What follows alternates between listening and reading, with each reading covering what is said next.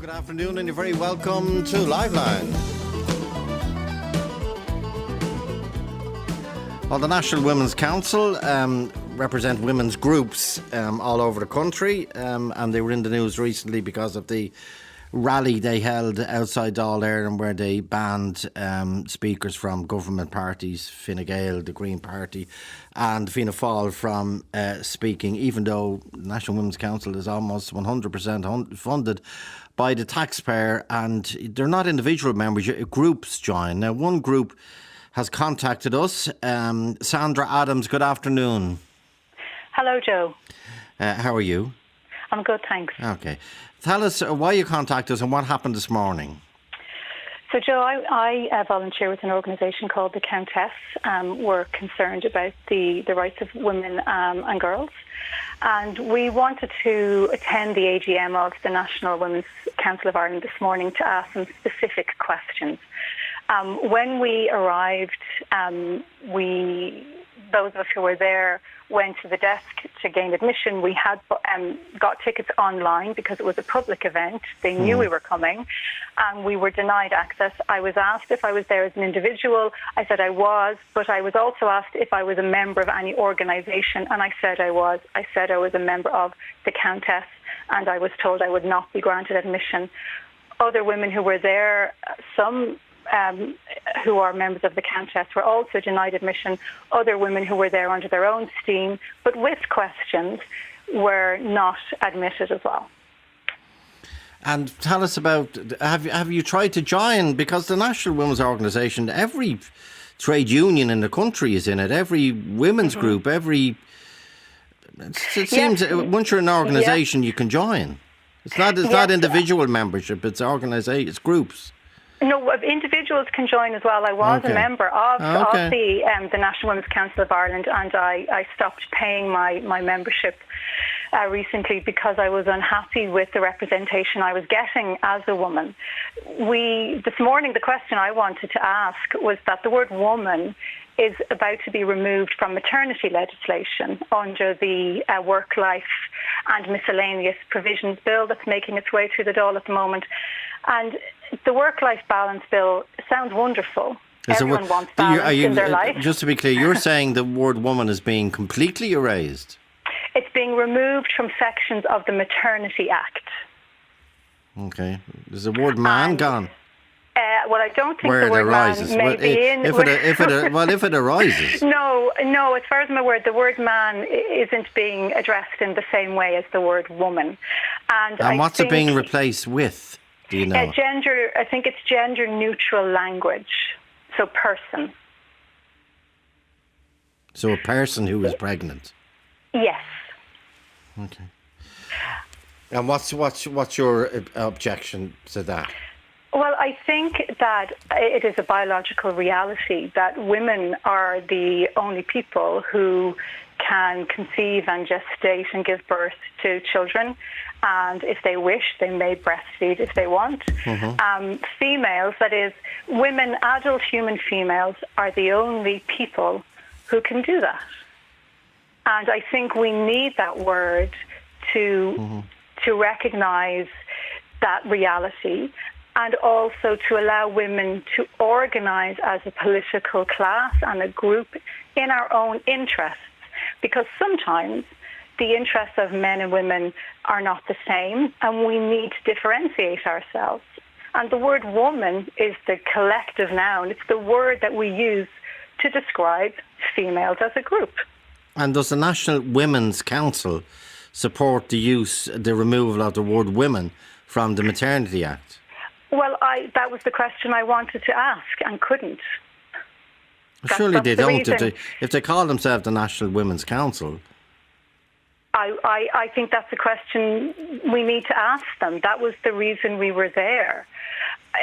To me, it's unfortunate that we weren't given the opportunity, because a couple of years ago, I think it was in December 2010, the National Women's Council of Ireland did sign an open letter calling for women like me, whose state biology is real, that women like me would not get political or media representation. So essentially asking politicians and the likes of yourself not to talk to women like me because apparently it is dangerous to say that women are real, that we are not a feeling or an identity. We are a biological reality. If you turned up at, the demo that was on 3 months ago, one that there was there wasn't many people at it as it happened for a finish. But if you turned up with a banner saying biology is real, would you be allowed to hold up that placard? One woman did go to that rally with that sign, and the sign said, biology is not bigotry on one side, and woman equals adult human female on the other.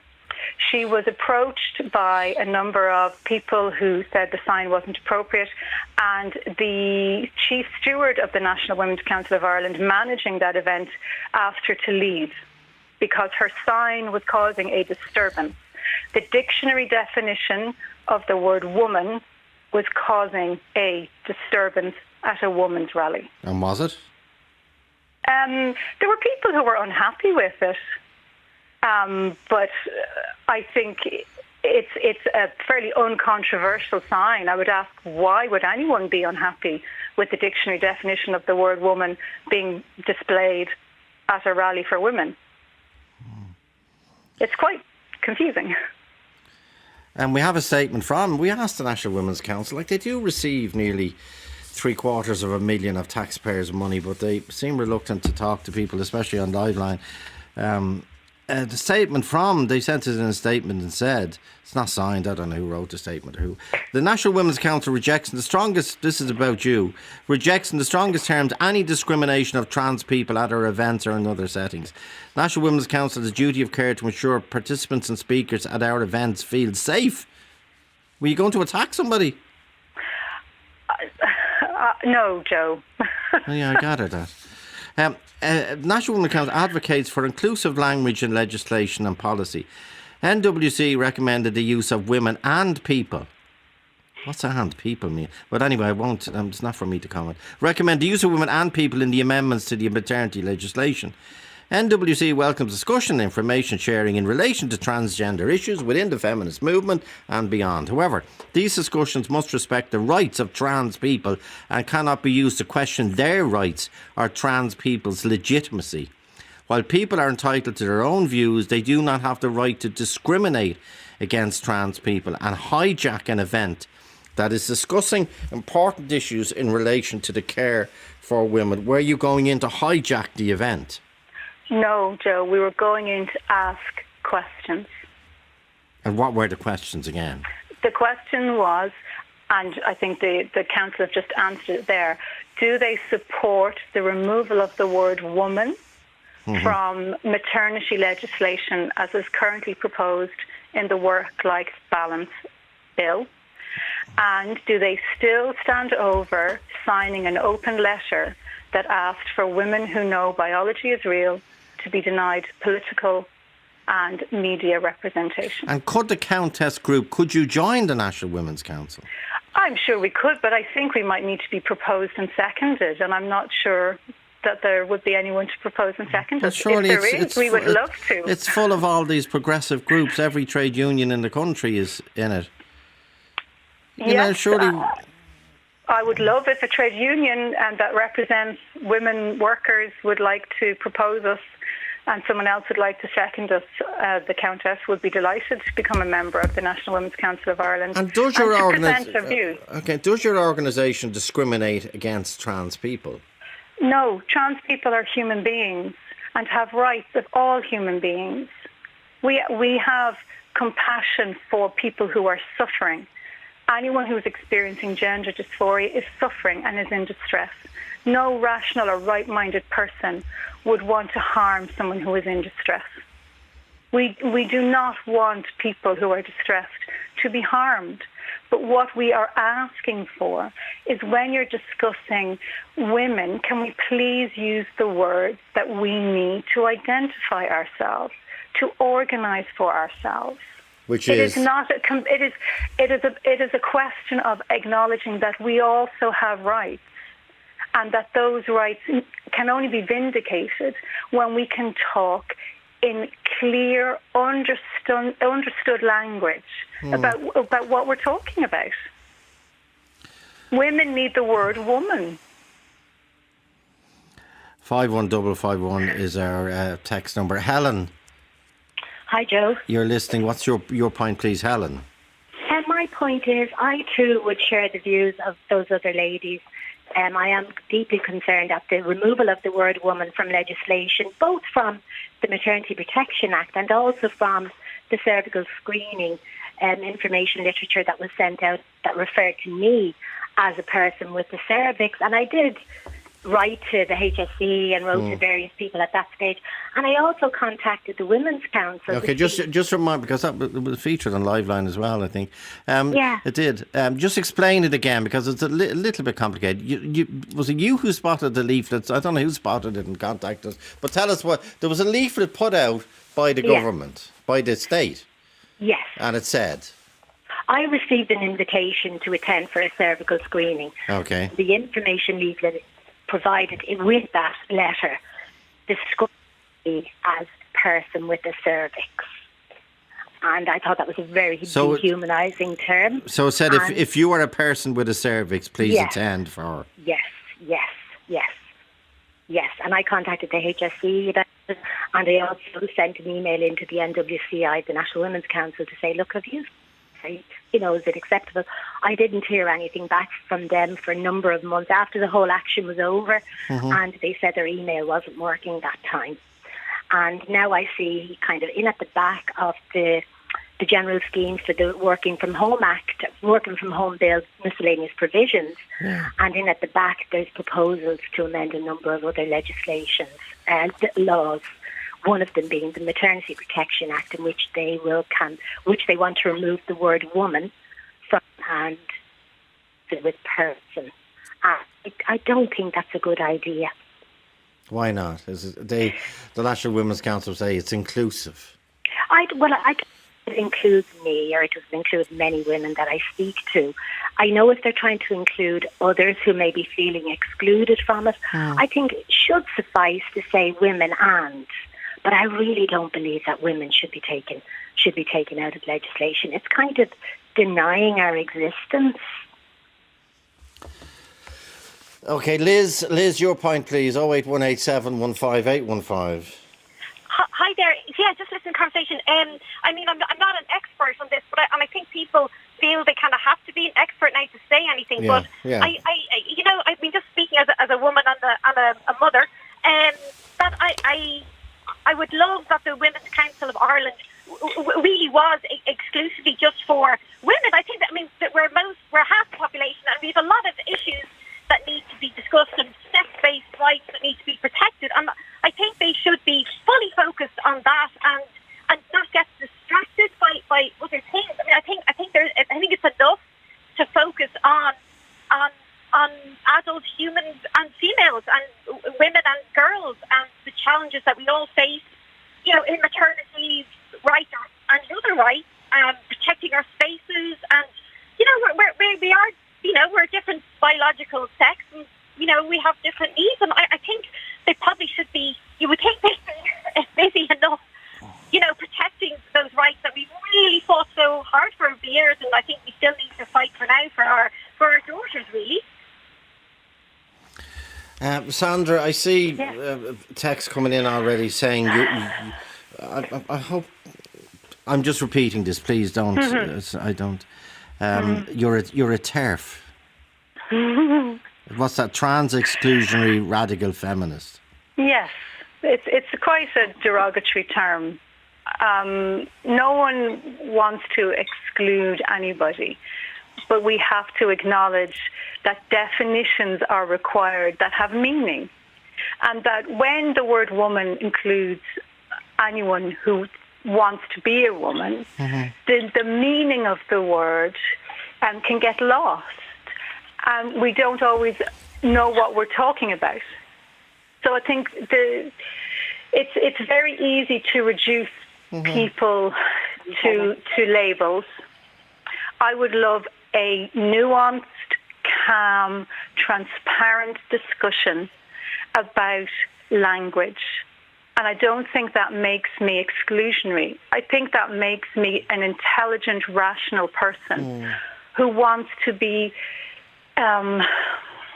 clear and informed. But regardless of the language, does it interfere with your rights? Are there conflicting rights here? Language will always be contentious. Yes, and but are there conflicting? Is the fact that the word woman has been removed from government legislation, seems right across the board? Does that dilute your rights? I think it does. I think there are often situations where there are equal and competing rights, and it is up to our legislators and our policymakers to look at the conflict and to decide where the balance should lie. How do we make it fair for everybody? So, for example, if we think of sport, for example, and women, the word woman being expanded to include men who identify as women, that has profound implications for women in sport, because men go through male puberty and they have all the advantages of that male puberty, which isn't tempered in any way. So that does directly affect a woman's rights. Women can't train harder to compete with athletes who identify as women. It's just not possible to make up that physical difference. So in that instance, absolutely, it is impinging on women's rights to participate on a level playing field. If we think about justice, if we allow men to identify as women, they may decide that it would be easier to spend their prison time in a women's prison. Well, that has implications for women. Well, there is a trans woman in Limerick Women's Prison, isn't there? There is. Have there been objections to that? I don't know how prisoners can object. You can't exactly ring a radio programme. Well, I know that politicians and policymakers have been made aware of the profound concerns of women and men who see a real conflict in putting male-bodied people into a female prison, into the female estate, because no one seems to be concerned about the discomfort and the fear that might engender in the female inmates, in the women who are incarcerated. And I think they have rights that have to be balanced. And there is another conflict. The Mandela rules around prison and imprisonment say that the only punishment is the loss of liberty. Yeah. That is your punishment. Women shouldn't be further punished by having to share their incarceration with people that may pose a physical threat to them. I think that's profoundly unfair. They're serving their time. That's it. But it's the problem there, Sandra, that some people will interpret you as saying that trans women are dangerous. No. What I'm saying is that it is very difficult to identify a person who has genuine gender dysphoria and somebody who is using the Gender Recognition Act to get recognition as a woman and to use that, because there's no medical safeguarding. But that if I identify as a trans woman, and God forbid I break the law, I can insist on being sent to a women's prison. You can. I think it's up to the judge ultimately to decide which estate you go to, the male or female estate. And then the prison service don't seem to have any leeway to challenge that. So, but if I can get a gender recognition cert from the state, yes, to say I'm a woman, well then I'm a woman.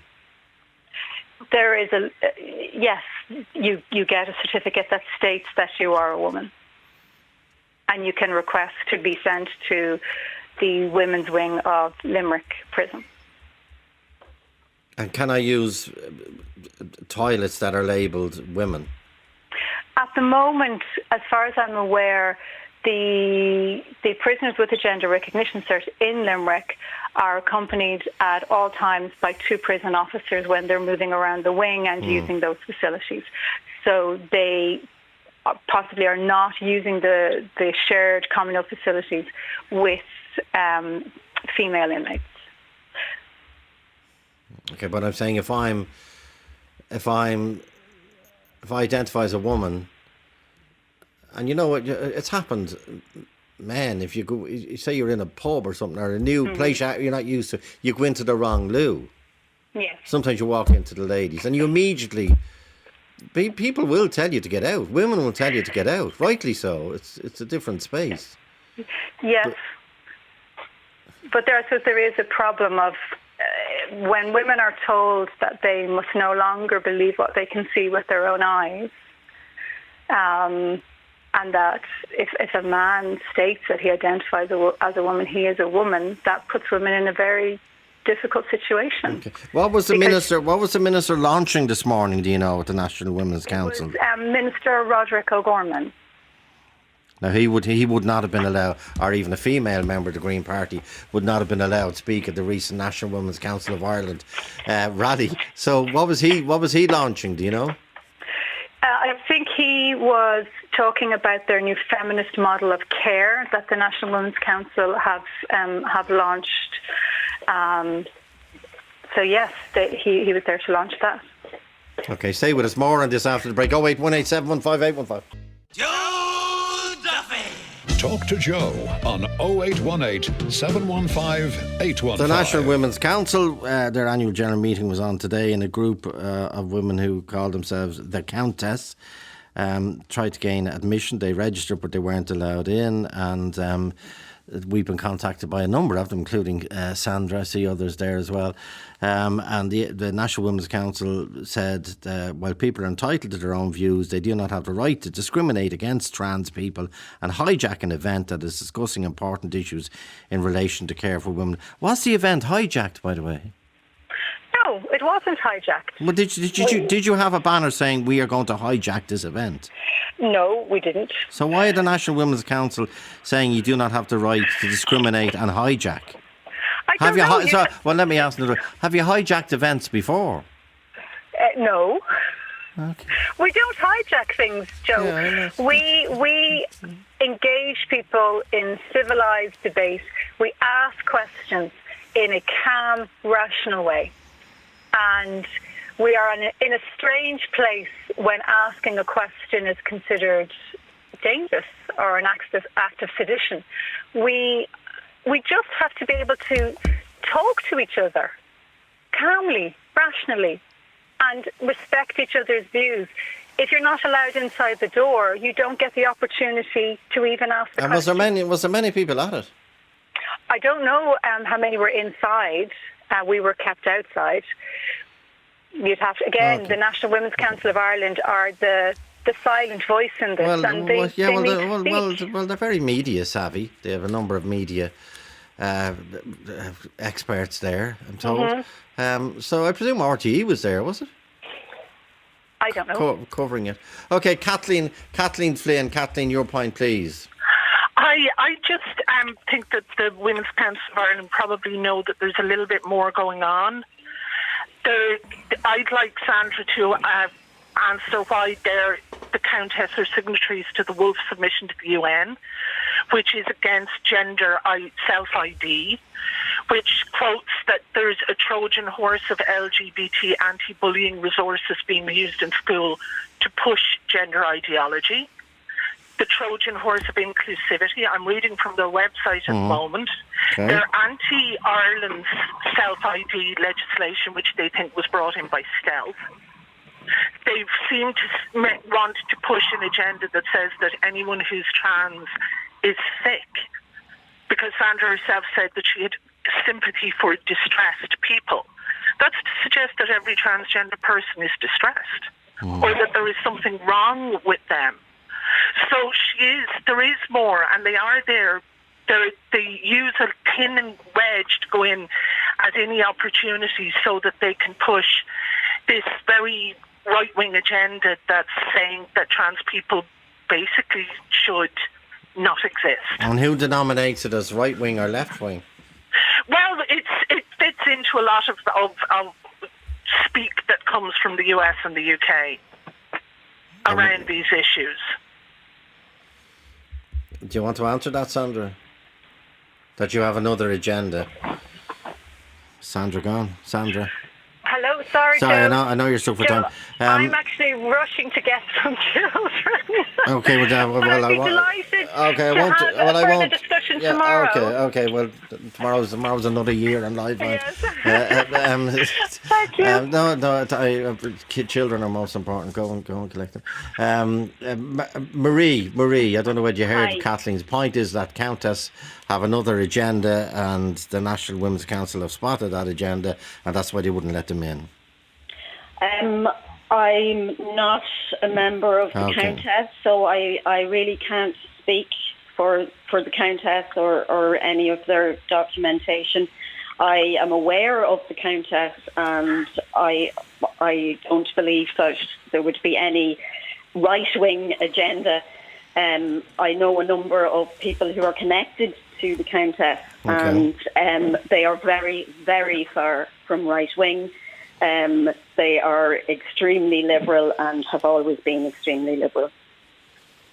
So what do you think of the Countess argument, which is they don't want the word, again, even when I paraphrase, I know I'm in a minefield, they don't want the word woman erased from government, for example, from government documents?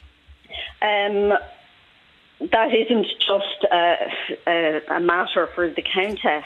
Okay. I assume that any normal person would have a problem with the words woman and women, and the word mother and mothering being removed from important legislation that pertains only to women, and important health literature as well that pertains only to women.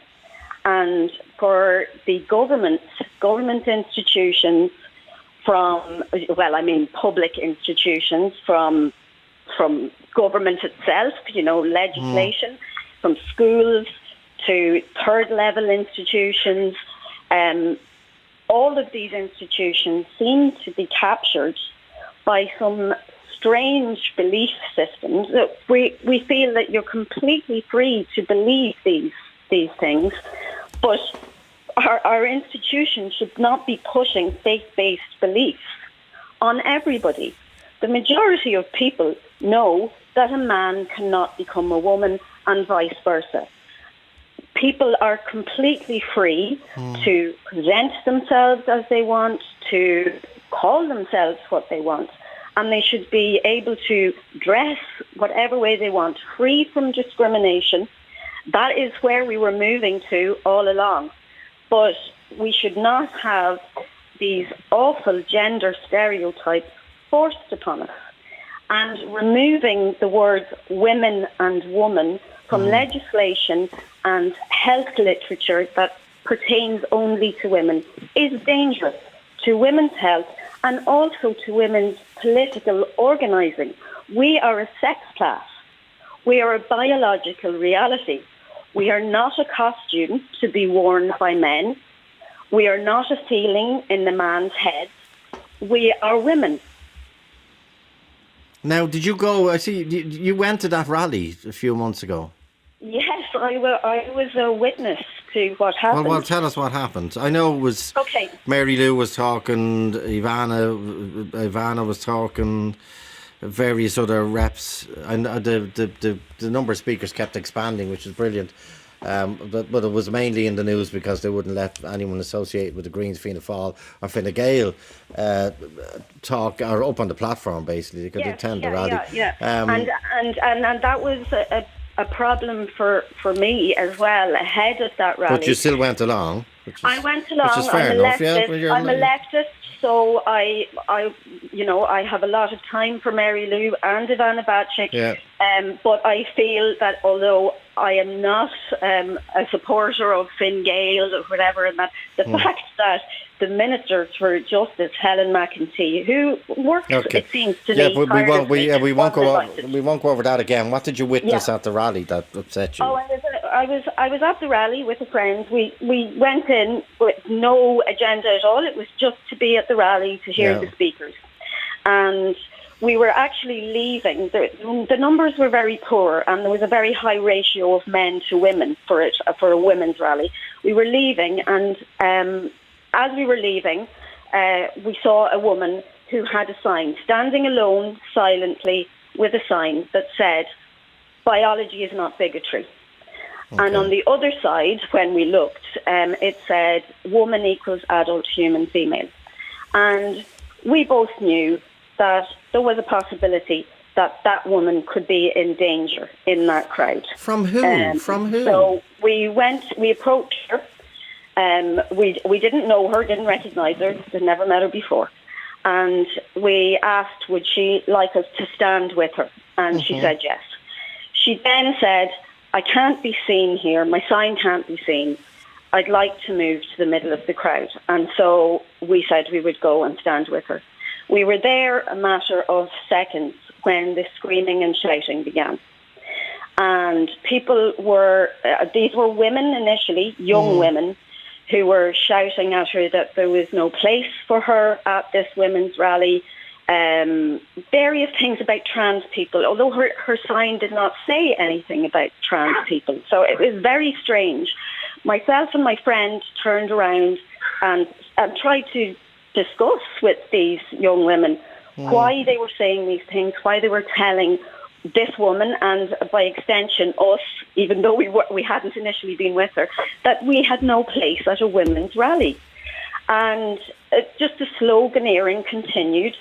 An official from the NWCI, or at least she identified herself as an official, as a worker for the NWCI, approached the woman with the sign and tried to extract her from the crowd. Now, she was completely dignified, standing with her sign. She didn't shout or speak at all. In fact, she just stood there. And she refused to leave. The shouting continued. The official said to me then that she was just trying to stop any rows. And I said, but the screaming was still continuing, and it was as if she couldn't hear or see these people. The woman was silent, and I was just standing there. And I said, but there is no row. Are you saying I'm rowing? And I said, because I'm not. I have no row. Some other older women approached from the crowd to see what was going on. And I said, I don't know. This woman is being told that she has no place at the women's rally. I think it's to do with her sign. And the women looked up at the sign and read what it said, and they just said, but that is simply the truth. And they tried to talk to the younger women, and they said, but that's just true. That's just the truth. That's right. And they just kind of quietened down. Then the woman with the sign was surrounded, now entirely surrounded by men. They had big boards with them, so they covered and blocked out her sign altogether. And then the men began to shout, "Trans rights are human rights," over and over again. They drowned out and made the woman invisible who was on the stage at the time speaking. She was a black migrant woman, I believe, and I, for one, could not hear or see her anymore. So these men were standing there drowning out the black migrant woman on the stage at the women's rally, that was and they intimidated in fairness, that the was woman incidental. with the sign But trans rights not human rights? Trans rights, of course. Trans people are human beings.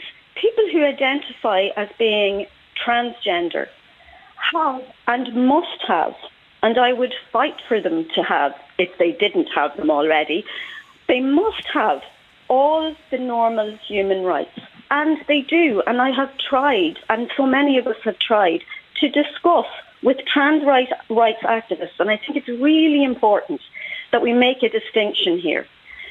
The majority, as far as I can tell, and as far as many of my friends and associates can tell, the majority of trans-identified people would simply like to get on with their lives, like all the rest of us.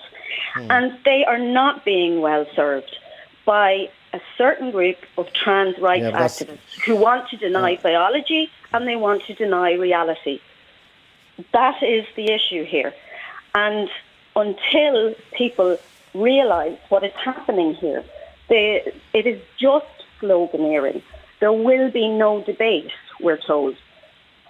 When women's rights are being overshadowed by something else, there's a competition for rights there.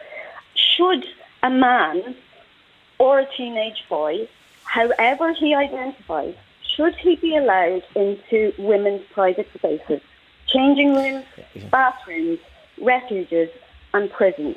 There are currently 3 violent men housed in Limerick women's prison. We did that. Okay, I wanted to... Kathleen, say that, Marie. Yeah, Kathleen, do you want to reply to any of those points? Well, I think it's very important that trans rights are human rights. Trans people are human beings. Without a but after that sentence, I don't think that a trans man who's going for a cervical check needs to be misgendered or needs to feel excluded. I'm a woman, I'm also a person, so person covers both. And I think that there's a lot, like, I don't see my gender as being just my biology or my genitals, for want of a better word. My gender is what's inside my head. Sex is not gender, I understand that.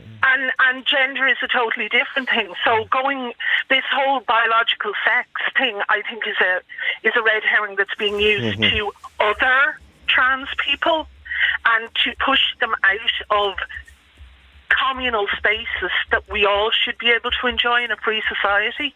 We've had self-recognition since 2017 in this country. The legislation was brought in. The sky has not fallen in. You know, I don't know that there's many places that women feel less safe because that we had that legislation brought in. Hugely progressive legislation brought in by Ireland in 2017. And I think that that's something that we should be proud of, especially in Pride Month. And I think that trying to make out, to pathologise trans people as being ill or as needing to be fixed or as an object that should elicit sympathy, how patronising is that? And I think that often these things are all attached to issues where we're saying, oh, we don't want to erase women. Nobody's trying to erase women at all, in any way, shape or form.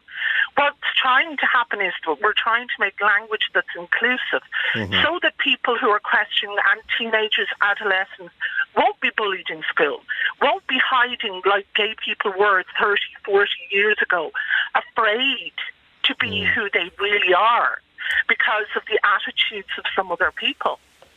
So let's say trans rights are human rights, but without a but at the end of that sentence.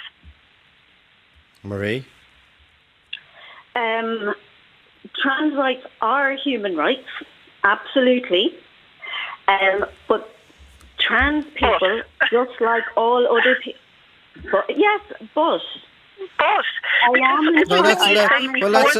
Kathleen,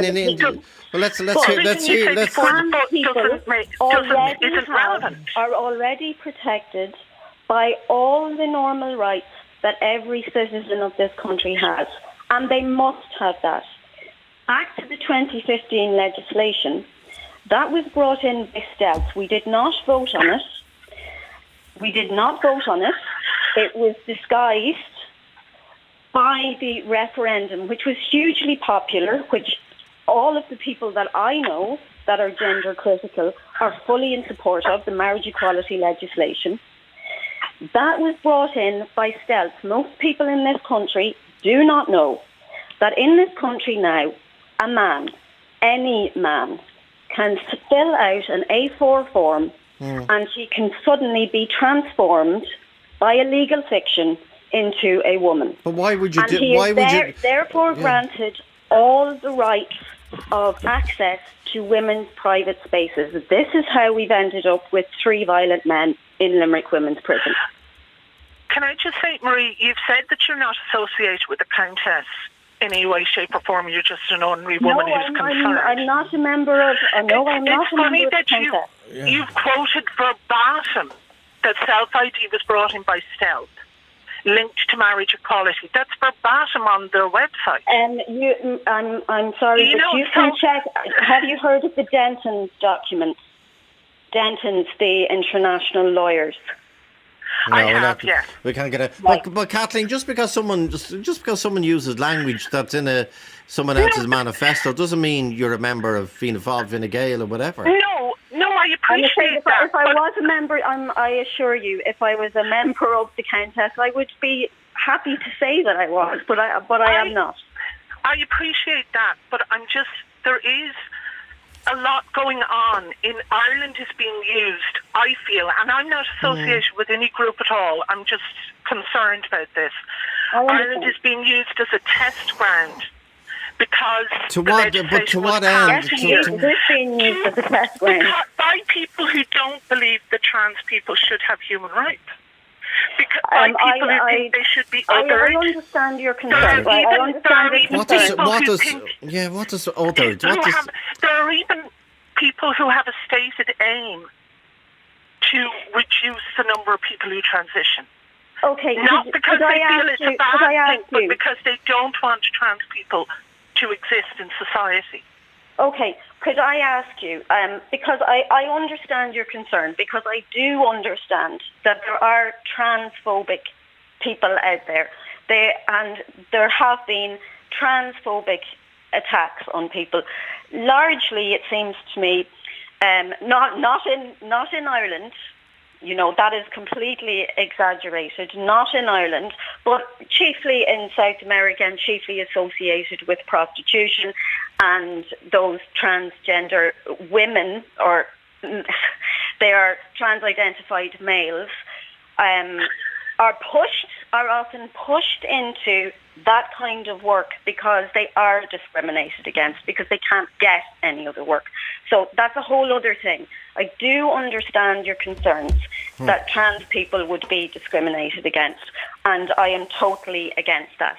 However, can you explain to me, in Ireland, what rights, human rights, do trans-identified people not have? And then we could all start to have a discussion. Okay, we'll stick with that question. They are the rights that they do Kathleen, not currently have, that we can work towards them having. What are they? Okay, well, they're very limited. People who are transgender people have very limited access to healthcare in Ireland because there's only one clinic in the country for public health, and there's very long waiting lists, and there's a lot of... But is that a denial? Like... No, but that's one. And yeah, but you can argue, for example, we haven't got enough scoliosis clinics. Oh, no, I understand that. But that is in a situation where... We don't have enough anorexic beds for people who are going through anorexia. We don't have enough healthcare for acute, serious illnesses. Okay, let Kathleen answer the question. What human rights do trans people not have? Just on the medical situation, if you don't like the consultant that you are with, you are entitled to go to another consultant. Trans people don't have that choice. Well, you're entitled. There's only one clinic. You're entitled. There's only one transgender clinic in the country. My question again would be, how do we make it inclusive for the trans man who needs a cervical smear? But Kathleen, you haven't How do answered we my make it question. inclusive I'm for actually that asking person? you, Kathleen, I'm really enjoying this. I really appreciate yeah, but Mary, that do you you are not, discussing but this with does me. Kathleen have Can you tell me what human rights that transgender people, trans-identified people in Ireland currently do not enjoy?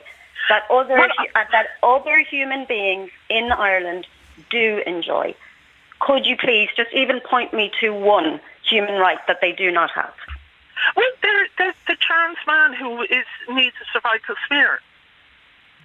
And trans-identified female cannot access a cervical smear. Is that what you're saying? But if he has a cervix, he's entitled to a cervical smear, isn't he? Absolutely, absolutely. They're fully protected and must be. All trans-identified females have access to the same as all other females. There's the inclusivity, so that people don't feel excluded. I think but I'm sorry, Kathleen, that you're still not answering my question. That you were talking about. Those aren't human rights. We've just established that trans-identified females, or trans men, as they like to call themselves, have full access to cervical smears, the same as everybody else. So that's theory, not the case. But in theory, they also trans-identified students in schools would have rights. That's all okay, and what human rights do those transgender young people not have? When the trans-identifying child in school is handed a key and told to use the staff toilets because they can't go into either of them? What happens when, there are so many things. So you're saying that they have toilet provision, but that is it your contention that a trans-identified male student, a teenage boy, a trans girl, who is trans-identified, we're talking about human rights here, Kathleen. You're saying that person who identifies as a girl should be entitled to access my daughter's bathrooms at school. Are you saying that? And do you see that there's a conflict there because my daughters do not need a teenage male in their toilet? Just for a second, language is hugely important, and I think it's very obvious to anyone listening that the language that I'm using believes and trusts that the trans girl is a trans girl, whereas you continue to use trans-identifying male or trans-identifying female. I do not believe in gender identity theory, but you are completely free to believe in it. But I have asked you numerous times now you said you to tell don't me believe in it. one human right that trans-identified people or trans people or transgender people, we can use a range of words for it, that they do not enjoy, that other people in this country do enjoy. And you have yet to bring up one. I don't believe that you or any organisation have the right to tell my, for example, trans daughter that there are spaces that she cannot access because you believe that she is not female, she is a trans-identifying female. That's an abuse of her. It's an abuse of her human rights. Your trans-identified daughter is my daughter. Free, you are totally free to believe that in trans-identity theory. Gender identity not theory. To do it in the company of your daughter. And I believe that I should be free not to believe in it. But years ago, I'm in my 50s now, but years ago, I grew up in rural Ireland. And my family and myself, we didn't believe in a lot of the Catholic doctrine, and we didn't engage with the Catholic Church. But I was never, as a teenager in the 80s, I was never told that I had to believe, not by a priest, not by a nun, and I went to Catholic school. What's the point here, Mary?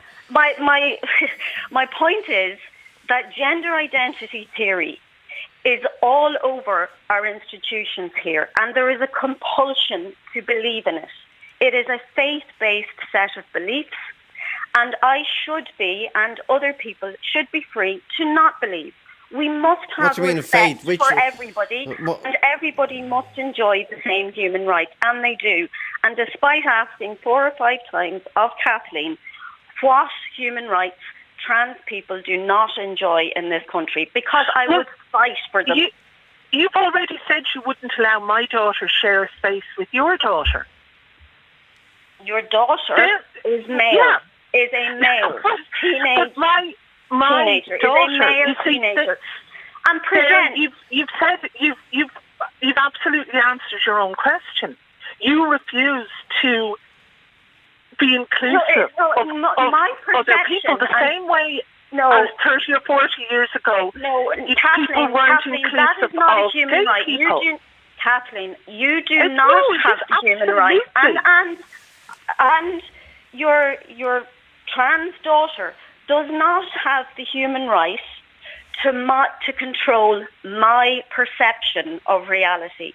That is not a human right. But you only will know if you go. How will you know? How will I know what? How will you know? How will you know my daughter is not biologically female? Why do you care? Why does it matter? Why do I care if a male teenager is accessing my daughters and other teenage girls' private spaces? It's a complete misunderstanding of being trans. Oh my goodness. You seem to think that being a trans woman is a man in drag. Do you understand why women and girls have designated private spaces? No, actually. As a woman and as a mother, you must understand. No, why. I think that that's a retrograde step. We're going back from the feminism that I would have fought for. We have to fight for these private spaces. Okay, but Marie, is there not a trend? And I've yet to hear a school. Well, maybe the schools we've dealt with before when this issue came up went out of their way to accommodate everybody. But Marie, have you not heard of schools that are introducing just toilets for everybody? Sets of toilets for everybody. You mean mixed sex toilets? Yeah. Yes, and we know that the Department of Education... And mixed gender as well. Yeah. Mixed sex toilets, yes. The Department of Education some time ago issued guidance that, in the future, all toilets in schools should be mixed sex. Okay. And as you know, because it was on your programme, there was a furore over it because people understand, the general public understands, that both male and female students need private spaces, but particularly girls at a very difficult time. They need some space away from the male gaze. And in that, I believe that trans-identified students of either sex must have a third space. If they feel, if they're a male person who identifies as a girl, they must have a space that they can go to where they feel safe, where they have privacy, and where they have dignity. So there must be a third space for those students. Absolutely. Okay. Absolutely. And Kathleen, your point is, if I'm correct. Well, it's inclusivity. I'd say if Marie was to change trans to disabled to refugee to asylum seeker in any of the conversation that she's had so far, and want to exclude those people for fear from any spaces, well, there'd be a totally different discussion happening. No, there wouldn't be a different discussion. I've been involved in anti-racism activism if that was the case, Kathleen, if that was the case, you'd be talking about apartheid. Exactly. No, I've been involved in anti-racism activism for a long time and pro-migrant activism. So I don't believe there's a need for a third. Okay. I need to. I'm going to sound rude, as already I've been accused of if I interrupt. But please, I need to take a break. Joe at RTÉ. Joe Duffy. Talk to Joe on 0818 715 815. A group called the Countess were denied access to the National Women's Council annual general meeting. They contacted Liveline. We asked the National Women's Council, did they want to participate in the debate? They said no, and they sent us in a statement which I've read out a number of times. If they don't want to come on, I can't read it out non-stop. While people are entitled to their own views, they do not have the right to discriminate against trans people and hijack an event that is discussing important issues in relation to care for women. And the people from the Countess of Bonanza, they had no intention to hijack anything. They've never hijacked anything, and they said they didn't discriminate against trans people. Dara, good afternoon. Good afternoon, Joe. How are you? Sure, I'm not so bad. Enjoying that conversation or that debate, a good debate on both sides. But I spoke to you before, Joe. I started my official transitioning journey in August 2020 when I came out to my mum, who was 86 years of age at the time. Okay. And I'd always known since I was a child that something was wrong. I felt different. Turns out my mum felt the same, but because of fear or whatever, neither of us had the courage to speak to each other until we had come back from a staycation. I went to see my local doctor and I said, look, there's something wrong with me. He said, what's wrong with you? And I told him, he said, Tara, there's nothing wrong with you. I know you all my life. I always knew you were transgender. He said, and your mum knows too. Now, my mum had been previously diagnosed with liver cancer. I came home. I sat down with her and she was smiling from ear to ear. She said, finally, the weight is lifted. Now, I started my journey then. And it is a journey. It's not a race to the finish. It's a marathon. And I've never been happier myself. Yes, it's difficult at times for people that I'm around to see me as the woman I was always meant to be. Okay. I have my gender identity cert, and it wasn't as easy to get as some have said. Okay, well, how did you get it? Tell us. Well, I had to go through the Department of Social Protection. Yeah. And I had to send them referrals from my clinical psychologist and also my consultant to state that this is the path I was going down, hormone replacement therapy and all that. And having a number of discussions with a psychologist, they understood where I was going and who I was. And then they gave me my gender identity cert. And I was so proud. I was so proud last year on International Women's Day that a local radio station in Cork, 96 FM, had me on for my first year ever being recognised as a female. I mean, that was so empowering. But at the same time, look, I understand people have issues. I know some people find it hard to accept. I know there's people in my own family find it hard to accept because all they've ever known was Dara the guy. Yeah. But at the same time, this is my journey. And all I would ask from other people is, okay, you don't have to agree with the journey I'm on, but that doesn't mean that you be nasty. Just accept. Just be happy for me. And what about the issue of language, which is where we started? That was the reason why the Countess group individuals wanted to go to the National Women's Council AGM, because they wanted to ask why the word woman was being removed. Well, it's not being removed from National Women's Council, but it's being removed from legislation, and their understanding was the National Women's Council of Ireland supported that. What about the issue of language, Dara? Look, Joe, we can get very, very caught up with language. In something trivial, pronouns. I was at a gathering recently and someone said, what are your pronouns? I said, I'll tell you when I see the doctor. Look, we can get so caught up in words and terminology. At the end of the day, woman, hey, it's a universal word. Women.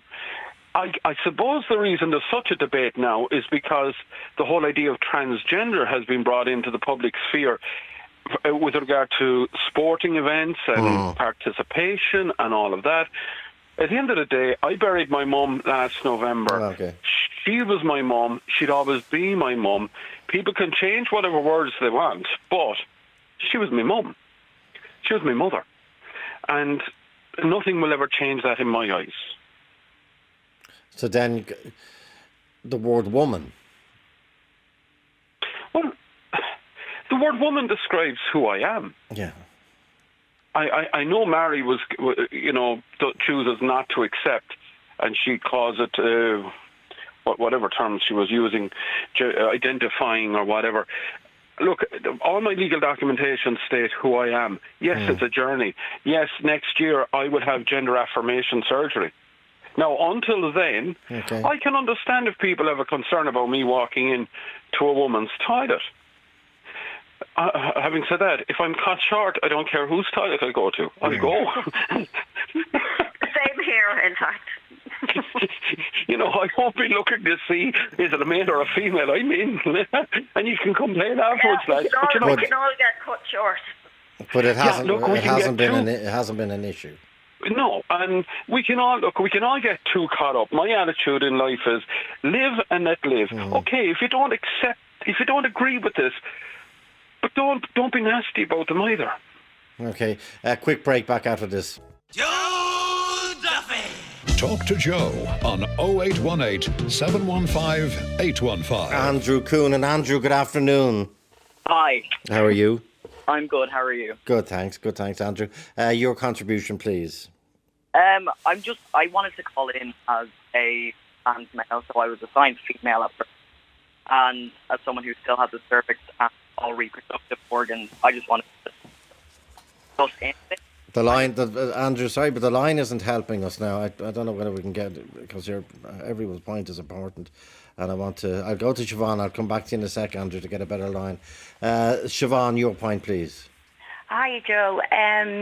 Just want to state that I'm not a member of the Countess or any group in particular. Don't be worried. Okay, but the trans issue, I think, it's something that I think women have to address, because there seems to be an attitude that if you question anything to do with trans women, you're seen as right-wing and anti-trans rights. But I don't see it as that at all. I think we should be able to ask these questions, particularly when you see, references to women in maternity legislation being raised. I mean, I think there's a huge confusion. Well, I know they say we're playing the biological card, but, gender is a construct, but sex is biological. Yeah. And at the end of the day, I don't believe a trans woman is a woman in the sense that they have a cervix or they have ovaries or whatever.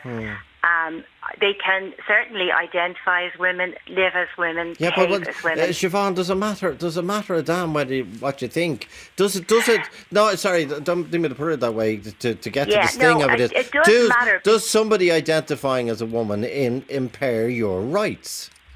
No, but I think that a lot of trans activists are trying to pursue their rights at the expense of women's rights. In what way? In what way? Well, having all references to women in the maternity legislation erased. There seems to be a narrative, you've seen it now. There's certain places don't refer to breastfeeding anymore. It's chest feeding, or they don't say mother. I've seen this in reports from the UK and stuff. You saw the hullabaloo when J.K. Rowling came out and said, that sex was biological. And she was practically cancelled. And she's been getting ongoing abuse and because Graham, of her beliefs. the great writer, Graham Linehan of Father Ted fame is... Yeah, exactly. Been vilified he's been reduced to tears. Massive abuse. Okay, I'll come back to you in a sec, Siobhan. It sounds like I'm cutting you off or not. I just want to get Andrew back in, and then I've one more break. Andrew, your position at the moment is you're a man. Yes. Yeah, okay, and you were born a woman. I was born female. Born female. Sorry, I take that point. Yeah. No, it's not your fault. It is it's a new thing for everyone, which I don't think any trans person will hold against people getting language wrong. It's new for everyone. If you're not going to be educated, how can we expect people to know? Okay, so what do you think of this debate it began a debate about language, the removal of the word woman from government documentation about maternity facilities? I can understand where people's frustration is coming from, but the actual maternity and the health that people are providing isn't going to be changing.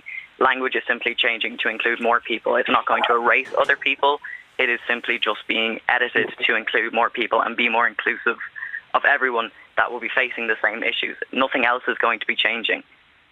Okay, and then when you get into the discussion about, I won't say rights, they're not human rights, but toilets, different toilets. How do you... Personally, I would be I understand people wanting there to be single-sex spaces.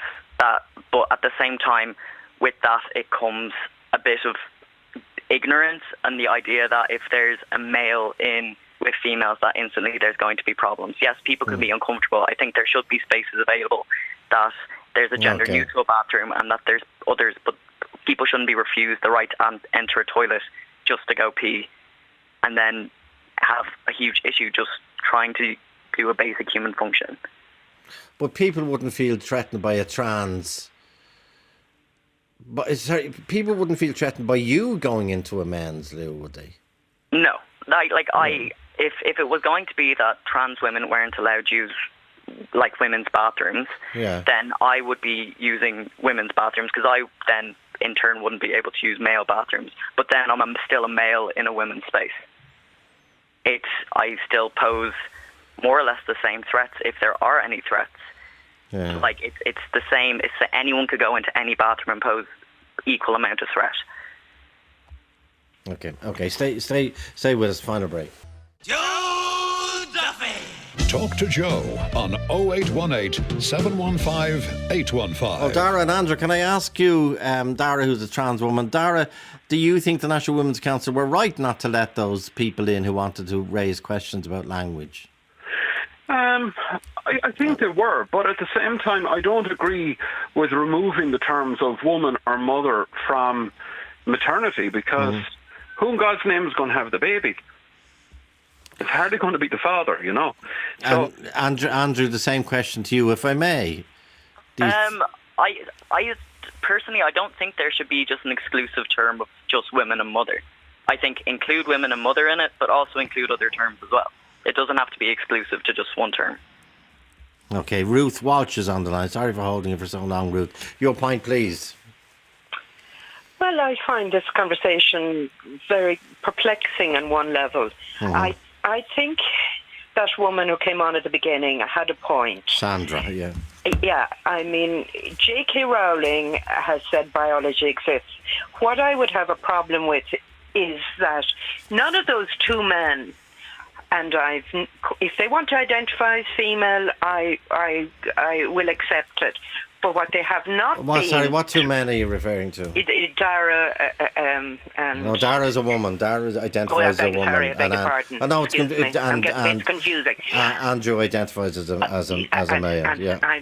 Please excuse me. Yeah, no, but the biology side of it, women have to go through years of menstrual difficulties, followed by, if they're lucky, an easy menopause or a difficult menopause. And these things are real. And they do make the difference between men and women.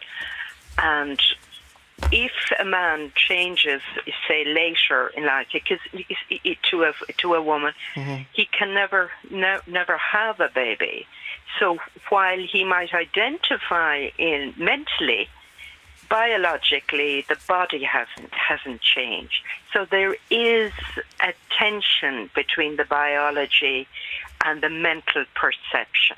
And Joe, could I come back in for a second? Yeah, Dara, briefly, yeah. Yeah, very briefly. Look, when I started my journey, the first question that the consultant said to me was, you realise when you start the medication, you will never be able to have children. And I understood that. The other thing is... Sorry, he meant you will never be able to give birth, obviously, or you will never be able to father a child, to use that language. I would be losing that aspect. I said I never considered that. But your speaker there, I can understand her when she called me male. It's obviously the speaking voice, and I get accused of that every time. But I am a woman. I'm sorry, I didn't mean it as not at all. But I was confused when I was listening to you at how masculine you sounded in being very forthright, very, very definite in your views. And if I hadn't been told that you were identified as female, if I heard you on a radio discussion without knowing your identity, I think I could be forgiven to thinking you were male. I understand that, and I hold nothing against you at all. I understand that. Okay, that point is well made, and indeed was reiterated by Andrew as well. Thank you to all our callers. Back tomorrow at 1:45.